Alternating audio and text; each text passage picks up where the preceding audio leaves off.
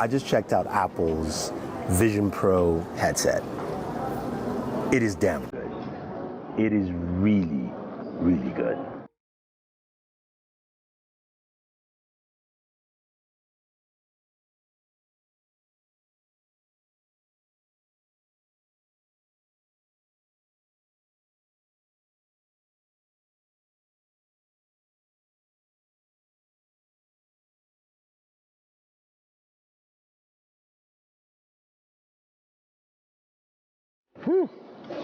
Okay, how do I start this video properly?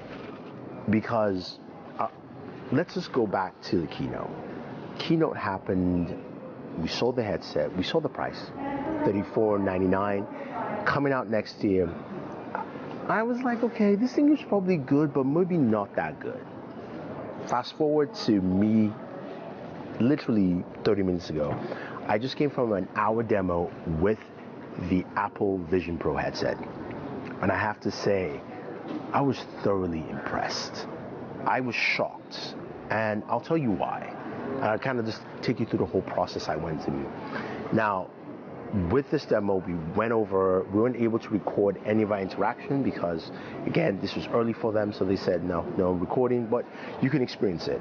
And they made sure they were able to kind of size and calibrate the headset for each individual. So in my case, I got the headset. I had 2 Apple employees in the room. The reason I say that is because my interaction with them while using the headset was quite interesting. The headset itself looks exactly like what you saw in the keynote. Well built, really solid. This had the battery pack attached to it because, of course, they were running longer demos. We do know the headset itself, 2 hours of battery.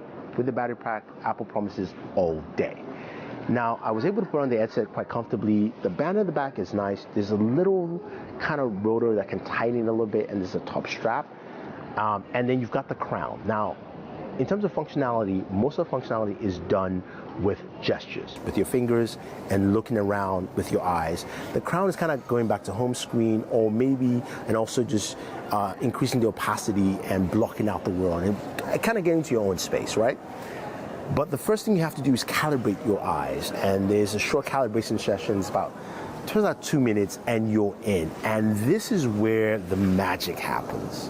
This is where you jump into it, and the first thing you see is Vision OS home screen. Very simple, very clean, but what was cool about it is the spatial distance. You've got LiDAR sensors, depth cameras. You have multiple cameras on this thing, and it felt like an episode of Black Mirror where there were, people had the VR headsets or AR headsets, and you could clearly see the floating display. But this wasn't like jittery, it just felt fixed. Now, I had a rep on my left, and the distance between the rep and the display, I could calculate it. It was probably like a 1.5 foot. And I liked that it was there, it was physically there. And then came using gestures. I thought that would be difficult, right? I thought it wouldn't work well. That was one of my biggest concerns. So initially, to tap on an icon or open something, you have to just basically tap with your fingers. So I had my hand in front of me most of the time just because I figured, hey, the cameras are in front, I'll do this. And I realized in 3 to 5 minutes, I didn't have to raise my hand up. And just like the video, from the keynote, I was just right below, down there, and I was just tap, tap, move and stuff.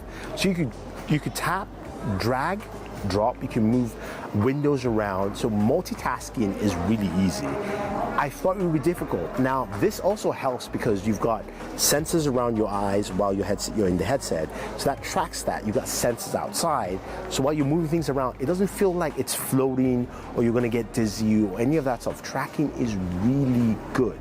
Now, we looked at photos. The Photos app was cool because you could go through photos, navigate through, swipe through. You could also check out the panorama photos, and once you get into that, it just takes over your whole view, and you're like, okay, wow, this is what panorama images should look like.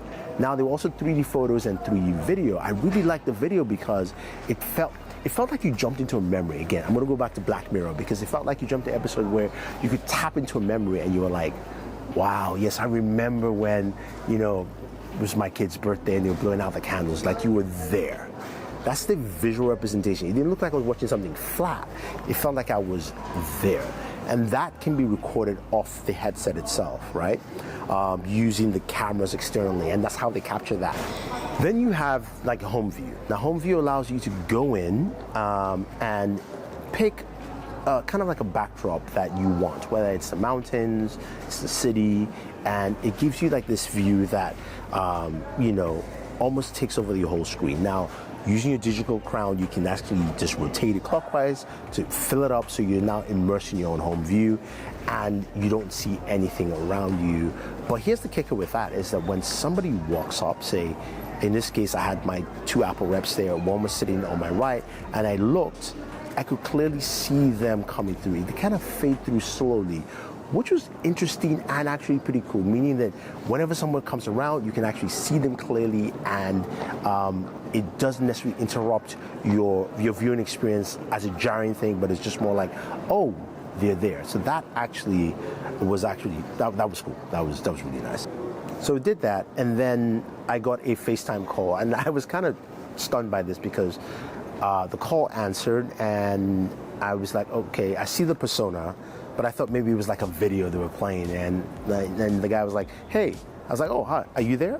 Like, you're real? It's like, yeah. Now, persona it's a bit weird to me because you can tell that it's a simulacrum of someone. It's like a higher version of, you know, of an emoji, a much higher version, because the animations match. You can see him move his hands while he's talking, the lips are moving, pretty close to what it should be, but it just felt a little bit weird. But it still worked out well, so I can see how that can be used. Now, I was able to drag, you know, the FaceTime window around wherever I want to, and spatial audio here is great. Moving that, you know, from one end to the screen, I could actually hear his voice travel as I move him to the right.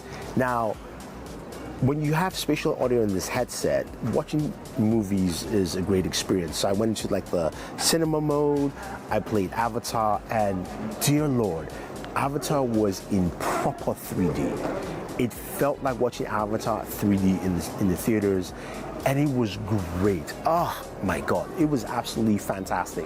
That was very, very impressive, seeing that. They also had like this 8K video, 360 video where they shot different things like Alicia Keys singing in a private concert.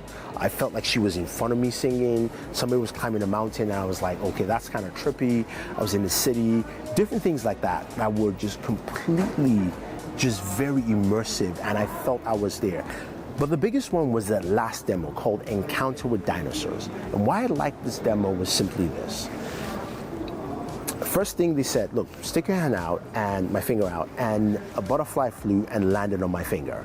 And I moved my finger around, the butterfly was still there, then it flew off. But the accuracy of pinpointing, because those sensors match. And you think about the kind of calculations that are happening, because as that was happening, a portal opened on the wall in front of me. Now, I gotta give it to them with the M2 chip, the R1 chip, everything felt like it was working in sync with this device.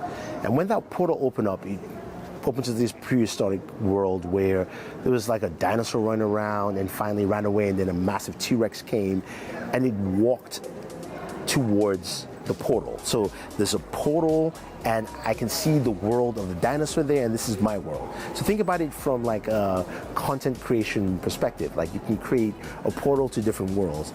And you know, told me they said I could get up and walk closer, so I picked it up. I picked up the battery pack and I walked closer, and my depth of field changed to match my distance. It didn't feel like it was shaky or anything off. The portal was still where it was at the wall, but the dinosaur walked through halfway, and I felt I had a dinosaur in front of me. Not like, it's hard to explain. It's not cheesy, you know, AR or cheesy, you know, 3D rendering. It felt realistic. I mean, graphically, yes, it, you know, doesn't look like a real dinosaur, but it felt really there. And I was able to get close to it, and I started thinking, I'm like, think about, you know, they talked about partnerships with Disney, or like in my case, look, I'm a DC fan, right? I'm gonna go watch The Flash, and being able to run into the world where the Flash is creating chaos and, you know, changing things around. Or Harry Potter, for instance, right? You could open a portal to a different world to go into Hogwarts, that kind of stuff. Like, that's what this thing can do. And if I were to ask the question, if you ask me the question, is it worth the $3,500? Yes. As a piece of hardware and what I experienced, it definitely was it. I am shocked that I am this impressed. I'm really impressed with what they actually showed, how it was implemented, the fact that things worked. My biggest thing, again, gestures. It worked really well. Is it for everyone? I don't know. We'll have to wait and see when it launches, but Apple is going to shake up the whole industry, because this is not like the iPhone to me. I think this is bigger, but also might take some time. But the Apple Vision Pro is legit. Anyway, guys, hopefully you liked it. I've got a flight to catch. Heading back to New Jersey. So you see this video in the morning. If you like it, definitely subscribe. Leave a comment down below. Let me know your thoughts, and always enjoy your entertainment.